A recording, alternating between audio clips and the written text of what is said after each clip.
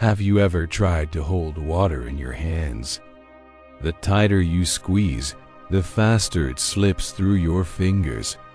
But if you simply cup your hands and allow it to be, it rests there, clear and still.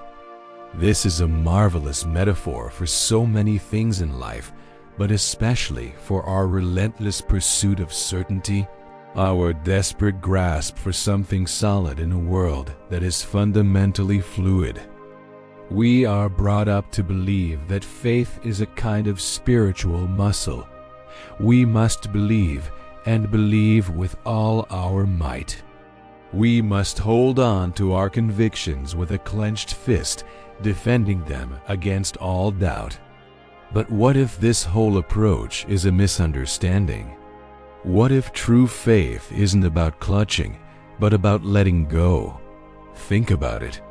When you swim, you don't fight the water. You can't. If you panic and thrash about, you sink. But if you relax, if you trust the water to hold you up, you float. You become one with the medium. This requires a certain kind of faith, not a belief in a specific outcome, but a fundamental trust in the process itself. It's a surrender. This is where wisdom begins to dance with faith. Wisdom isn't about knowing all the answers. In fact, the wisest people are often the ones most comfortable with saying, "I don't know." Wisdom is the recognition of the limits of our knowledge, the understanding that the universe is far more complex and mysterious than our little minds can ever fully comprehend. The desire for absolute certainty is a form of anxiety. It's the ego's demand that reality conform to its expectations. We want a map, a detailed, step-by-step guide to life, guaranteed to lead us to happiness. But life doesn't provide such maps. It provides a vast, uncharted ocean. And the only way to navigate it is to learn how to sail, not to demand a pre-paved highway across the waves. So, this faith we talk about, perhaps it's not belief in a set of propositions. Perhaps it's not a blind adherence to dogma. Perhaps it's more like the faith a musician has in music. The musician doesn't know exactly what notes will be played in an improvisation, but they trust the music. They trust the flow, the rhythm, the harmony. They let go and allow the music to play through them. This kind of faith is deeply intelligent. It's not about shutting down your intellect. It's about using it to see its own boundaries. The intellect is a wonderful tool for measuring, for calculating, for building things. But it's a terrible master. When it tries to grasp the whole of reality, it's like trying to drink the ocean with a teaspoon. The truly wise person realizes this.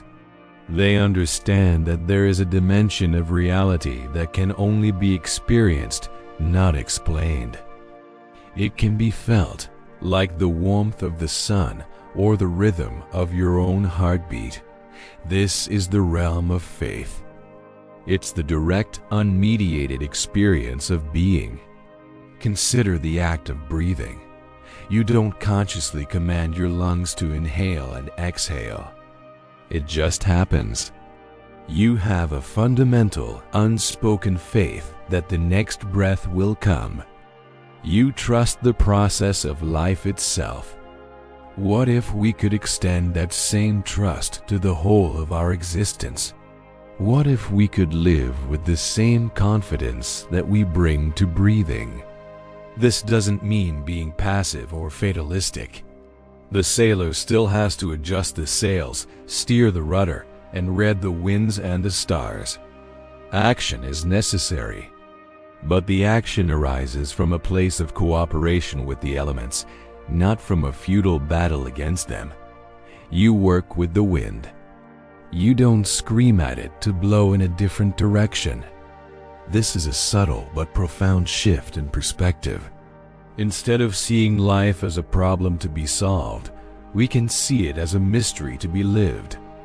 Instead of trying to force outcomes, we can learn to dance with the unfolding pattern of events. This is scary for the ego, of course. The ego wants to be in control. It wants to be the master of the universe. And the idea of surrendering, of trusting, feels like a defeat. It feels like giving up. But it's not giving up. It's giving in to something much larger and more intelligent than your own isolated self. Think of a seed. A seed doesn't have a blueprint of the giant tree it will become.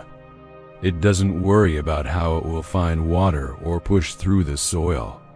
It simply follows its own inner nature. It trusts the process of growth. It has faith in the soil, the sun, and the rain. And in this surrender, in this trust, it fulfills its incredible potential. We are much the same. We are all seeds with immense potential, but we get in our own way. We overthink, we worry, we try to control every little detail. We get so caught up in planning the future that we forget to live in the present, which is the only place life is actually happening. The real adventure is to let go of the need for a fixed destination and to fall in love with the journey itself. To find joy not just in arriving, but in the sailing, the navigating, the feeling of the wind on your face. This is the faith that moves mountains, not by brute force, but by understanding that the mountains and ourselves are part of the same continuous process. It's a faith that doesn't need to shout because it is rooted in a deep, quiet confidence in the nature of reality. So, the next time you feel yourself clenching, trying to force something, trying to hold on too tight, remember the feeling of water slipping through your fingers. Take a breath. Relax your grip. Let go. Trust the process. This isn't blindness. It's the highest form of vision. It is the beginning of true wisdom. It's the art of letting life live through you. And you might just be surprised by the grace and beauty that unfolds when you finally learn to float. Thank you for watching.